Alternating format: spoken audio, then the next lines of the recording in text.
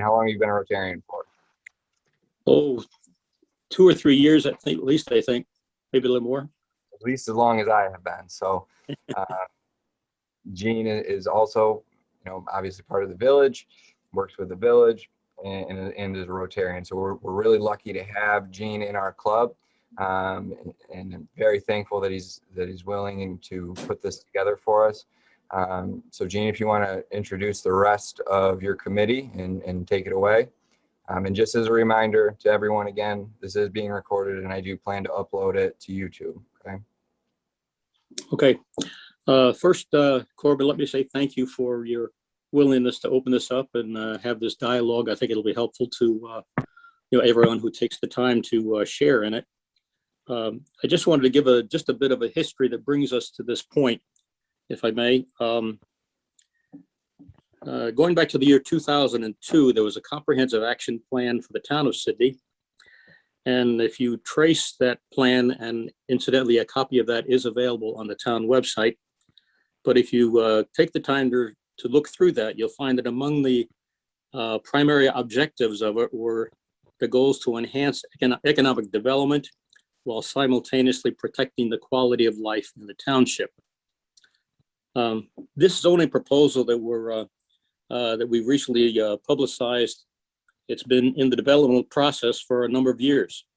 And in it is represented many hours of discussion and hard work put forth by earlier planning boards, in addition to the present committee.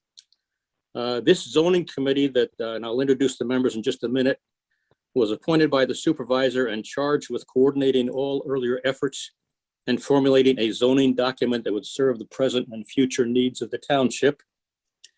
And the members of the committee are Ray Baker, who's the planning board chairman, Bill Brown, the zoning board of appeals chairman, Frank Selleck, a councilman, Paul Murator, a ZBA member, and Dan Wilbur, the deputy code officer. That's the zoning committee.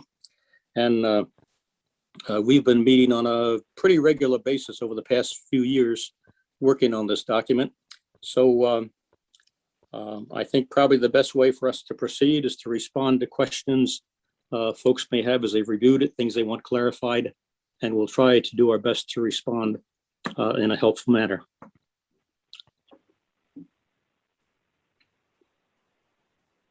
Okay, thank you, Gene. How long have you been working on this, did you say? Well, the total document's been in the planning stages for years. The zoning committee that's presently charged with finalizing the document, I think this has been at least a 3-year process. Yeah, I know. Corbin, I have a question of Gene. Hello, Gene.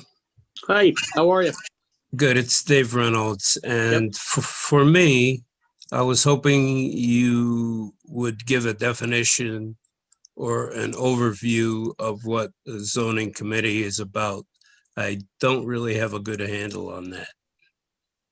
Okay, it was a committee that I appointed to bring together all of the earlier history of the planning board efforts.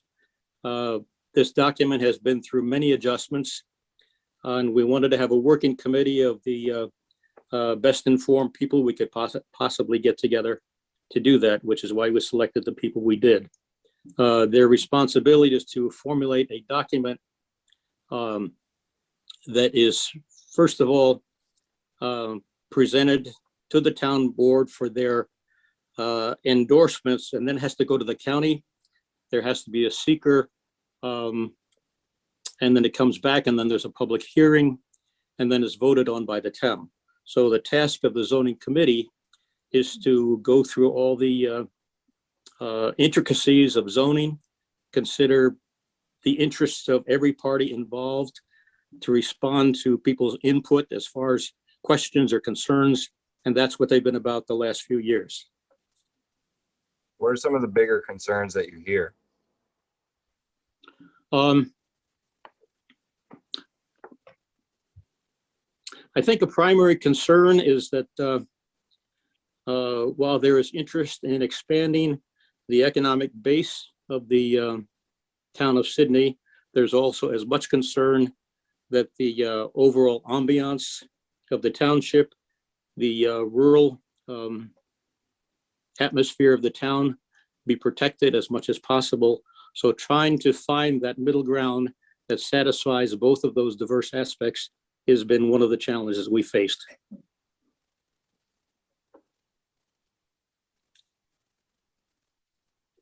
Gene, another question. How do you feel we measure up as a entity, possibly among other zoning commissions?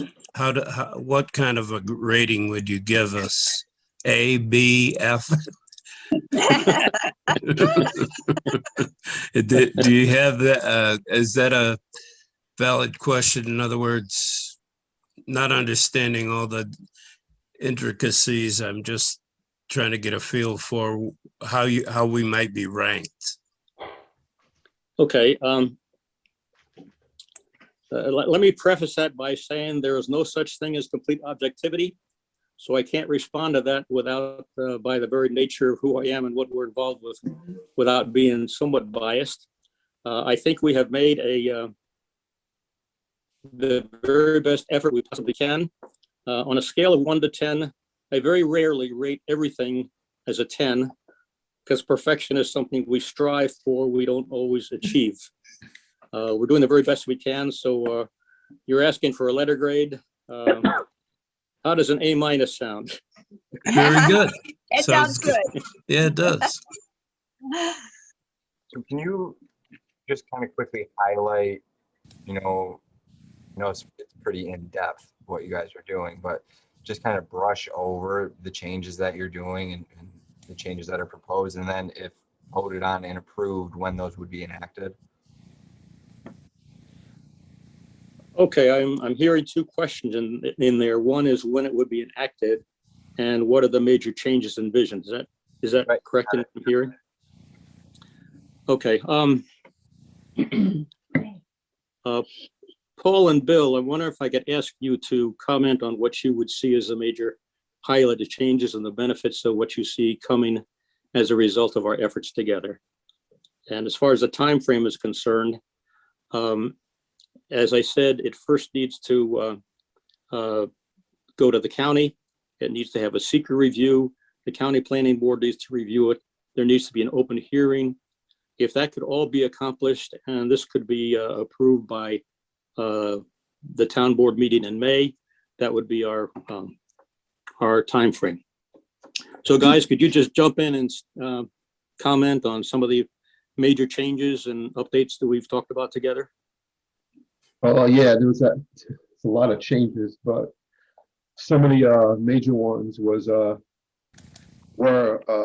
rezoning Sidney Center, and we did this for a few reasons. One was to try to preserve the character and the beauty of Sidney Center. Yeah, And- right. Who's this? And secondly was and the reason why we did this was Sidney Center was part of the residential zone, and the residential zone regulations really don't fit the hamlets set up right now. Basically, the first and foremost is the lot sizes. The lot sizes in the residential area are quite larger than the lot sizes in Sidney Center. So if we were to leave it residential and we enacted these laws, Sidney Center would be not compliant with it. So what we did is we created its own zone with different lot sizes, which was smaller. And then we turned Main Street. Now, Main Street was predominantly a mix of commercial and residential. Now, my view, I'm not speaking on behalf of the whole committee, but my view was, over the years I've been up here, one of the biggest problems with the Sidney Center was its environmental issues, specifically septic. So it drew a concern to me as a resident, where if we keep these commercial zones in play, and based on our commercial regulations, it could open up Sidney Center for larger businesses, which would impact its already its issues with its environmental concerns that we have now. So we turned Main Street, and this was a conversation that we had with the few Sidney Center residents, specifically Gary and Jessica. We had a couple of meetings with them personally, and based on all the information we got from Sidney Center's residents, we decided to make the Main Street of Sidney Center its own district, which was the Maywood district. And what that would do is prevent any large or even medium-sized businesses to come in there. Because if you look at Sidney Center, I'm actually looking at this shot right now, which is housed, and it's gorgeous. Okay, to see it change at all would be, to me, a travesty. So we decided that it'd be a good idea, based on the input from the community, to make it more of a scaled down, very, very, very scaled down, actually a scaled up residential community. So individuals could have their artist galleries, their music studios, little cafes, no restaurants. Again, restaurants would pose an issue with septic. Yeah, that's what I have for this. I'm trying to preserve Sidney Center as it is. Changing district names doesn't necessarily mean it's going to be a problem for the district. You see, Sidney Center Hamlet is actually on the top of the zoning laws. Okay, if anything changes up there, it will trickle down to the rest of the township. Okay, if anything changes in the residential zone, it won't trickle up to the hamlet. So basically what we did is we protected it. This is what Sidney Center wants. They want us to protect the hamlet. And this is exactly what we did for them. We protected the hamlet. And as far as, God bless you, was that a sneeze? And as far as Main Street, we scaled it back. You know, it used to be commercial. There was a few commercial lots on that. We pulled it back and we made it the Maywood district, where they really can't put anything in there like a parking garage or I don't know, a full-scale restaurant or a Hardee's or a Dollar General. These are the things that we're concerned about. So based on the conversations, and there were multiple conversations over the last 3 years with the Sidney Center residents, we decided to take this route. Comments? It sounds like you really tried to listen to the people living in Sidney Center. Urban, we really listened to the people of Sidney Center. And you mentioned, so no large or medium-sized businesses, I think I heard you say. Exactly. If you look, I don't know what version of the laws you have in front of you, but we're up to 8. I'm actually working on 8.8 right now. But if you look at the what's permitted in that district, it's really not much. I mean, it's cafes. There's one out there already that they're trying to get started. It's artsy. It's almost like a New Hope. It's like artsy, some galleries. It's catering to the element that's out there already. You know, if that makes any sense. I got a comment. Yeah. Go ahead, Mel. I just had this discussion with somebody on Facebook the other day. It went round and round, and I don't think they understood where I was coming from. I personally Can you identify yourself for the people on the phone? Oh, okay. This is Mel from So Creative. I personally feel as a small community like Sidney Center and like downtown Sydney, I think personally it's more beneficial if we have businesses in here that are actually contributing to the community. I went around and round about a business that I don't, and it's just my opinion and my view, but a business can't always be about what we make and our profits and this and that. They have to give back to the community. Even myself as a small business, there's several organizations that I donate to throughout the year. And and it doesn't always mean monetary donation like money, sometimes it's your time, sometimes it's, items, that kind of thing.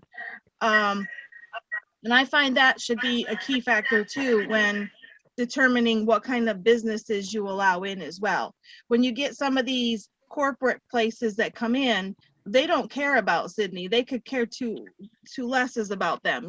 They're about their bottom line and their dollar. Personally, like myself, I shop Great American, and I'll tell you why. Because it's locally owned and it's locally run. There's not some big CEO sitting behind a desk somewhere collecting a paycheck. And, I walk in there and you're treated like you're a valued customer, that kind of thing. And I think that's got to be a key point when allowing some of these businesses in. They can't just come in here and make $1 off the community without trying to give something back. I think one of the protections that you have, can you hear me all right? Mm-hmm. Yes. Okay, I think one of the protections that is built into this is the special use permit provision that the local community in Sidney Center will be fully aware of any business coming in. Will have the prerogative of a public hearing, will be able to assess and make their input known before any authorization for any business is concerned. I think we would all agree with everything you're saying. We Right. certainly do not want an outside large corporation to come in and make a profit at the expense of the local community. Right. They should be returning, and I think the kinds of small business opportunities that have been referenced here would become a very positive part of the local community. Right. And as you know, Sidney Center is a very supportive community. They support each other's initiatives. There's a strong feeling of camaraderie and pride in the hamlet. And I think any business operation that would come in would want to be part of that. In fact, they really could not survive if they were not. Right. But the Well, local, I think also too, they need to come in and be a part of it, not come in and push somebody else out the door too, absolutely, right. Yeah. And once again, the special use permit process grants that kind of protective Okay, that's awareness. good. That's good. But I appreciate your concerns, and I Yeah. I applaud your support of local businesses. I fully agree with that. Yeah. We shop at Great American as well. Yeah, I very seldom ever go anywhere else. It's just, I don't know. And it's not just because I know Kyle personally, but though also with him, like they support my business, like I support theirs. It's a give and take, it's, if I went to him and I needed anything, like, I'm getting married in August and I just went there because we're having a hard time finding anybody to cater. Can't find anybody. I can't find anybody to even prep the food. So I went there and he's got this whole big menu and he's like, oh, I got your email, but for some reason it got lost in the track. But anyways, I was just there and he came over and actually came out of the office and approached me. Not many people do that. They it's like, I don't know. It's like they feel like they don't have to earn your business. It's like, oh, well, we know you need this. So you'll figure it out. There's no reaching out with some places. It's just like they figure, oh, well, you'll be in, but I, like him, he's a really great guy. And not just because I know him, but he came right out and said, yep, here, and I had already gotten a menu from the deli when I was back there. And, yep, just give us so many days. And oh my God, we'd be so happy. We appreciate the business. It's a give and take, it's not one person, like particularly, and we shouldn't mention it, but we see it a lot, like with Walmart. Walmart has come in and it's great. They do a lot for the community, but they have also pushed a lot of small businesses out. They have shut the doors on a lot of businesses. Right.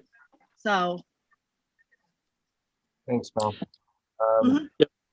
So one other, Corbin, one other thing I'd just like to add to that is, as anybody knows, if you drive down the streets of Sidney Center, the town a few years back did take down 3 unacceptable buildings and cleared that area, which hopefully we are going to facilitate making into a park in a downtown area so the residents can enjoy that. We're going to work towards that. But you will still note that there are a couple of houses still in Sidney Center that are in questionable state of long-term stability. Any effort we can make together to try to make an attractive opportunity for a small business. If we don't have that kind of opportunity, what we're going to have is further deterioration of buildings, which further come off the tax roll, which further exacerbate the tax base for the residents that are still there. So what we're trying to do is really develop a way to make opportunities available to protect the ambience of the hamlet and the township, for that matter. This is not just the hamlets, but it's the whole town. And we're trying to just make an arrangement so both residents and potential small businesses are welcome.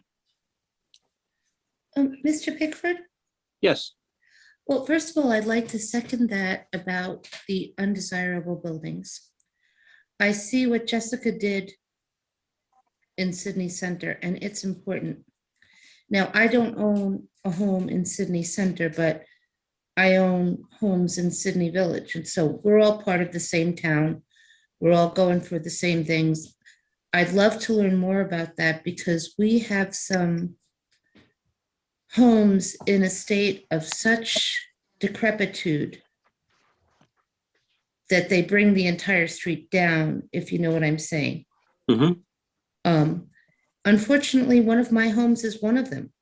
Hmm. I own two homes in the village, and since the flood of 2006, my husband and I think you know my guy, have not been able to sell them, Mm-hmm. nor have we been able to get in with any upwardly mobile plan to make them lucrative or to improve them.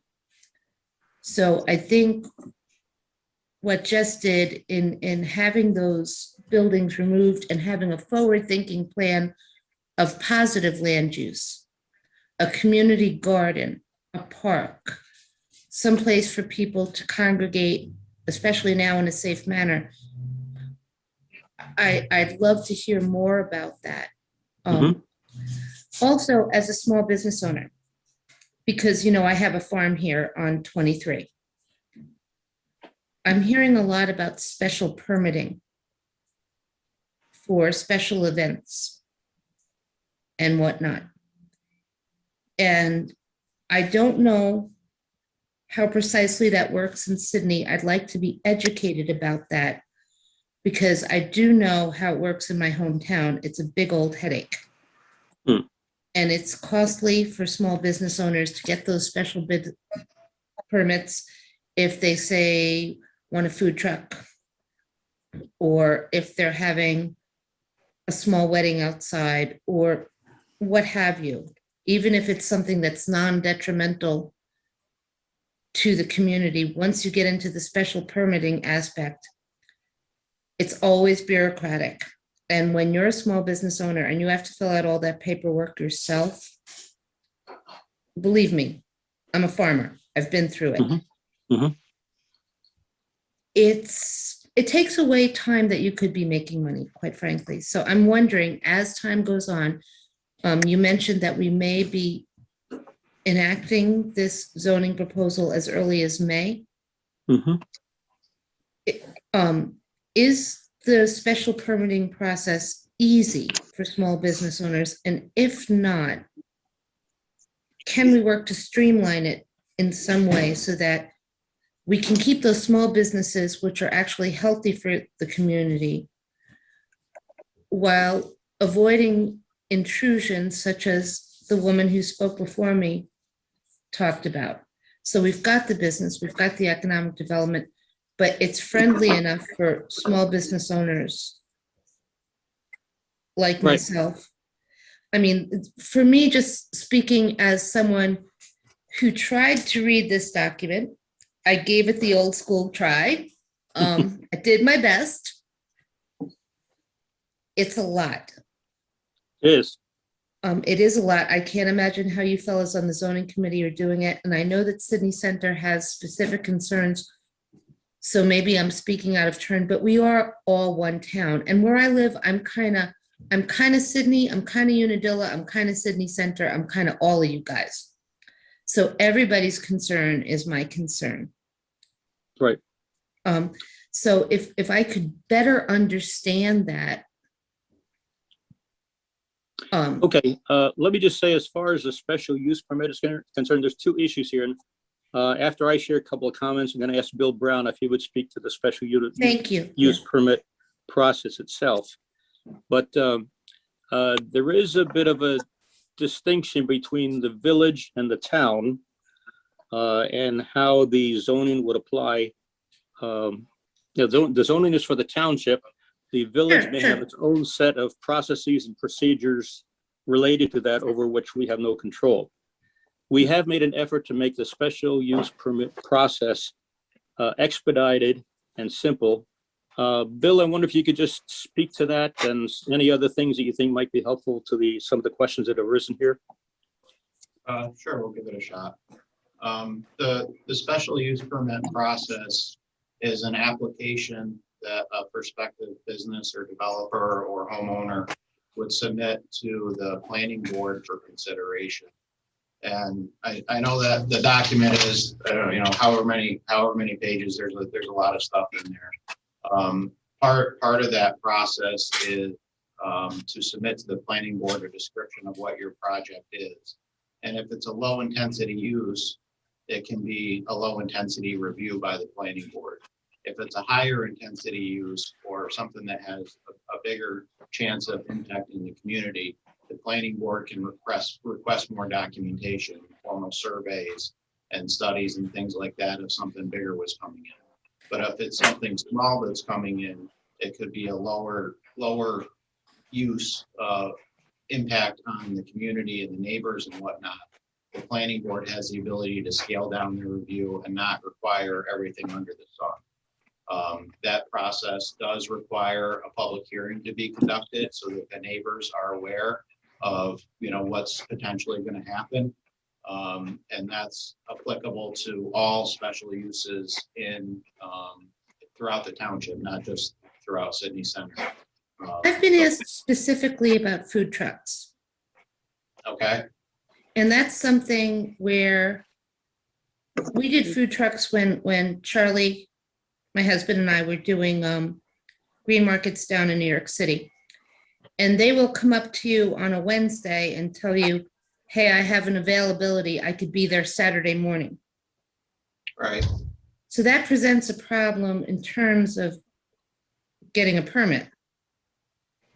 Right. I mean, the permit would be applied for by the property owner. So wherever the food truck's going to park, whether it's to support an existing business or it's a standalone thing where they're just going to park in a field or whatever it may be. I would just want to know that the town would understand that that would have to be it would have to be streamlined and expedited in order for it to work, because if it weren't, it just wouldn't work at all. Understood. I'm personally impressed with how hard people have worked on this zoning proposal, because there seem to be a whole lot of opinions. Yes. Yeah. I just want to jump in really I quickly. think probably all agree on that. I haven't had a headache in years until I read this thing. If I can just jump in really quickly, Mike Saletti has a question and he does need to go. Go ahead. No, I'm done pretty much. I'll come right back to you, Mrs. Bishop. I'm sorry to cut No, you it's off. okay. I just want Mike to be able to get his question in. So go ahead, Mike. If he's still here, he might have already left. He's muted.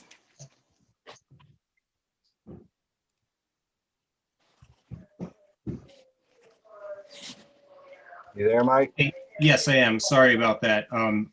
Thanks very much for squeezing me in, Corbin. First of all, just my name is Mike Saletti. I'm here representing the Sidney Center Improvement Group today. Just want to say first, thank you to Rotary and to the Zoning Committee for making this this possible, this venue, and just trying to offer as many options for people to become actively involved as possible. Obviously, that's the hardest. You all know this, everyone that's here. The hardest part of working on any volunteer effort is engaging with people and people actively staying engaged throughout the process, right? And that's why we have to have things like this. So I really do appreciate everyone taking the time to do this, and for Rotary for making it happen. And also to the zoning committee for listening to the people of Sidney Center. It sounds like the concerns were truly heard and addressed, and the best effort was made to have those concerns addressed. So, you know, I appreciate that. This has been a work, and I know this has been a work in progress for many years. I served on the planning board over 10 years ago, and it was being talked about then. So I'm happy to see it come to fruition, because I think there, especially with how things have unfolded with COVID, you know, there are opportunities ahead for small communities like Sidney Center. So to get this right is really important, and to have the people behind it is critical. So that's just my 2 cents there. My two-part question. One sounds like it was sort of already addressed, was just if Jean or Paul could shed a little light on what actually takes place in the special permit process, and 2, how these updates to specifically to Sidney Center, how that's going to benefit the school property in a potential business coming in to occupy that building, because that's obviously a concern of all of us to see something happen there. So those 2 things. Thanks very much. Okay, I'm going to, let me first of all speak to the school process in Sidney Center. When the school indeed was operating as a school, it had its own zoning designation. I think it was rural agricultural or something, but it could only be a school. Every venture we've had to try to utilize that building since then has required multiple applications and approvals outside of the regular definition. And none of those initiatives really materialized because any potential vendor was just turned away, I think, by the bureaucratic process. The present proposed zoning means that we don't have to have spot zoning for the school. It's incorporated into the downtown zoning, which means it can be marketed on an easier basis. Right now, the challenge with the school is, and we walked through it a couple of months ago, there's severe deterioration going on there. The present owner of the property has said to the town, look, find me a tenant and we'll see what can happen. Well, the problem now is to put that building in an acceptable condition for anything is going to require a few $1 million renovation just to correct the what's presently transpiring. The only way we can possibly pursue that is to have a potentially attractive zoning arrangement, which we believe this process will have. If it's potentially attractive and marketable, we may be able to apply for some specialized type of grant funding. And Mike will be looking for your involvement in that process, because I know you're very well versed in those efforts. I know going back several years, there were some very intense efforts to try to get grant money to get that building in a more acceptable, marketable condition. And that, unfortunately, the problem now is 10 times worse than it was back then, but that's part of it. As far as the special use process, Bill, are you still there? I think so. Okay, can you just do a walkthrough of a special use permit process?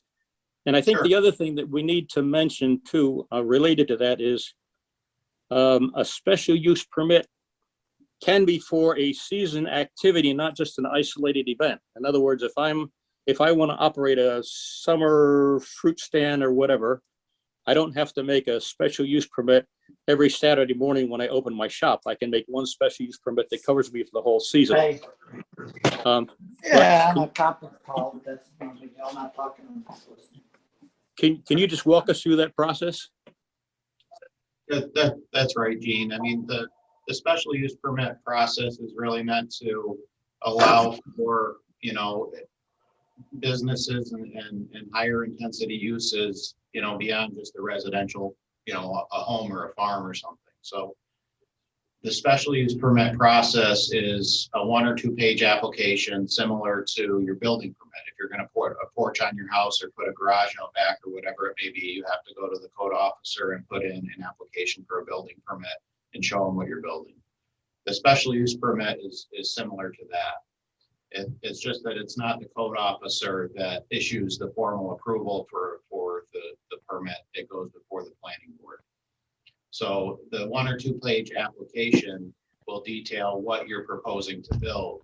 And then depending on how intensive of a use it is, how big the building is, how many people are going to be coming and going from the operation, that would dictate to the planning board how much more information they may or may not require to make that determination. So if it's a small intensity use where maybe it's just a food truck coming a couple of times in the summer, it's probably not a big deal. If it's a year-round business that's going to have to put in a parking lot and have lighting and stuff like that, there would need to be more detail provided and that information shared with the planning board and notified to the neighbors and explained during a site plan review and a public hearing so that the planning board could better judge the potential impact on the neighbors and how best that potential development fits in the given area. If it's in a small compact area like Sidney Center, it's going to be a lot more sensitive than if it's in a more rural area on a bigger lot. So like it's a scaling thing, in my opinion, of how big the potential development is, big or small, will dictate how involved that special use permit process is. So it can be pretty simple and straightforward with an application and submission to the planning board and review in a month or 2 with the planning board. And then you have your permit in place, and that's in place for the duration of your project or your business. You're not going back every month saying, I want to have, a sale on fruit or ice cream or whatever it may be. But like I said, if it's a more intensive use, that would require a more intensive review by the planning board, and that scaling ability is built into that document. Good. Okay. Did I understand, Paul, correctly, that it is definitive that a restaurant is not allowed to be developed on Main Street? Full-scale restaurant, What, Paul? a full-scale restaurant. In other words, a full-scale restaurant that has a large commercial kitchen, a bar, that I believe, Bill, correct me if I'm wrong, that's occupied by so many people. Right. So it depends on the size, Paul. Depends on the size. That's why if you look at the laws, we scaled it back to cafes. And again, the reason for this is I actually had a restaurant over in Franklin, the Beehive. And the septic system for a restaurant is larger than a septic system for a residential home. It requires a grease trap, requires if the water's running constantly. And that's one of the things we were concerned about is we put a full-scale restaurant, it's just going to add to the problems we already have in Sidney Center with the septic. So something maybe a capacity of 25 or 50 is possible that could be considered. Bill, what do you think on this question? I see 25, 30, but 50? Okay, maybe 30 then. 50 is a pretty big restaurant. I'm sorry? 50 is a pretty big restaurant. That's large. Yeah. Right. There's 2 allowances for restaurants throughout the township. One in the Sidney Center hamlet, the Maywood district. There's provisions for cafes and very small intensity uses that have 10 or 20 people. There's a separate provision in the RA district, which is really what the bulk of the township is on the side roads and whatnot. If people have bigger lots, there's a potential to apply for a permit for a bigger restaurant. Then you have room to put in a parking lot or a bigger septic system. But on a lot of the lots in Sidney Center that may be less than an acre in size, you're obviously pretty limited on what you could develop. So it may support a cafe that could sell coffee and muffins and whatnot, but it's not going to support a steakhouse. Okay, thank you. We tried to build that into the document. I do have one last question before I have to go to my other appointment. I know this is zoning laws, but does land use have anything to do with something that we're experiencing here on 23? And that's with, I hate to say only summertime residents, but it's noise pollution and litter. That has nothing to do with this, right? I mean, that's purely a police matter. But people are allowing large amounts of visitors on their property. I'm not talking about businesses. But I can't tell you, between March and November, there's not a day that I don't go out with a stick and a plastic bag. And Paul, we've talked about that, and pick up Taco Bell containers, beer cans and things like that. That has nothing to do with anything with zoning. Oh, you know what it is, Bate? If we did put something in the laws that state no littering, who's gonna police it? Well, that's the thing. I mean, I have contacted our state troopers, but they can't just drive up and down 23 all night. I saw somebody on Back River Road just pull over and drop 4 bags of trash in someone's cover and then drive off. Someone dropped a baby diaper in front of my house. But that's hard to police. I mean, we could put them in there, but how are you gonna enforce it? It's detrimental to residences and businesses, you know? It's the spring is here, so now my job is to go get 30-gallon bags and walk all the way up 1,200 feet, pick up. I all do the- the same thing. We can talk on the phone while we're doing it. I think that's the wrong venue for me to be talking about this, but I was just talking in terms of proper land use. We have to take pride in our property, and I don't know what to do about that constant intrusion. I do believe that it should be up to the landowners to maintain the frontage of their property. But I don't know how, unless I you have. know. The cops were really nice to me. They didn't give me grief, but they basically told me you're on your own, you know. But I'm just concerned that as we move forward and as we grow, I'm all for economic development. I'm pro-business. I am anti-littering and noise pollution. So it's just something to keep in the back of our minds, because this is a lovely stretch of road, nice people. You know, we don't need that. I mean, we could probably try to deter it by talking to the highway superintendent and say, hey, put a sign right there at town limits, you know, littering, $250. But again, who's going to enforce it? Somebody might. Anyway, I've taken up too much of this committee's time. Thank you. You're welcome. Thanks for joining us. Thank you. And thanks for doing this, because I learned a lot. So thank you, Mr. Pickford. Thank you, Mr. Reynolds. Thanks, Paul. You're welcome. Okay, does anybody else have any other questions for the committee? How long have we been? We've been here for a significant amount of time. So if anybody has any other questions for them, now would be the time to ask. And if not, we'll let them go and we'll continue on with the rest of our Rotary meeting. But just last chance, anybody? So just on behalf of the Rotary Club, Sidney, Jean, I want to thank you for getting all these people together for us. I think a lot of good questions were asked, a lot of good questions were answered. But